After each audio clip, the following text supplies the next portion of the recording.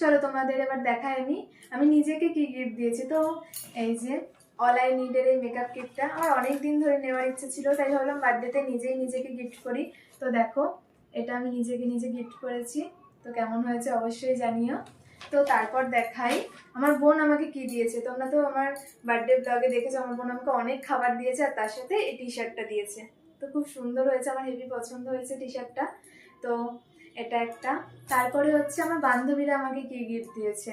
তো আমার বান্ধবীরা প্রত্যেকবারই সারপ্রাইজ দিতে চলে আসে, আর এই ফটো ফ্রেমটা দিয়েছে। তো এই ফটো ফ্রেমটা তো খুব সুন্দর হয়েছে, সবার ফটো আছে। তো থ্যাংক ইউ তোদেরকে। আর খুব ভালো লেগেছে আমার ফটো ফ্রেমটা, আমার বাড়ির সবারও ভালো লেগেছে।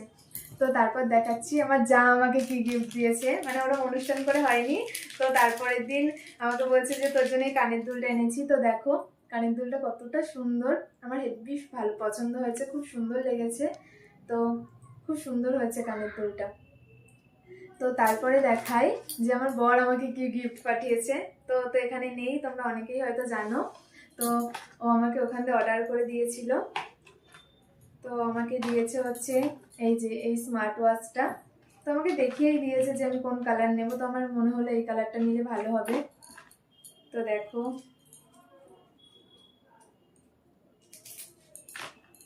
এই স্মার্ট ওয়াচটাও আমাকে দিয়েছে। তো খুব সুন্দর হয়েছে। তো তোমরা অবশ্যই জানিও কেমন লাগছে। তো তারপর তোমাদের সাথে শেয়ার করি আমার মাসি আমাকে কি গিফট দিয়েছে। ফার্স্টেই দেখাই এই সেটটা। এটা আমি মিশোতে দেখেছিলাম অনেকদিন আগেই। তো মাসি বললো তো বার্থডে যখন আসছে তাহলে নিয়ে নে। এটাই আছে হচ্ছে একটা গলার হার। তো খুব সুন্দর, দেখো আমার তো খুব ভালো লেগেছে গলার হারটা।